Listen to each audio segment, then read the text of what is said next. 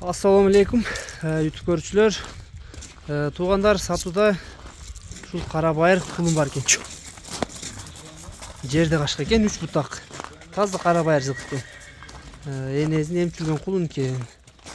Бир аз кечирээк туулган экен. Жал куйруктарында карап байкасаңар болот. Буттары таза экен. 3 бутак экен. Тизеден ак экен буттары туугандар.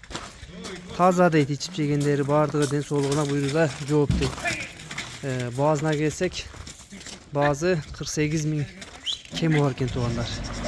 Дарега Аксы районунда, Кербен шаарында. Бул кимге жаккан болсо, номерлерин калтырабыз, байланышка чыга бересиңер.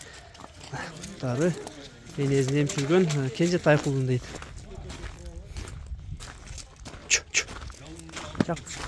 Жакында эле бөлүнгөн экен кулун.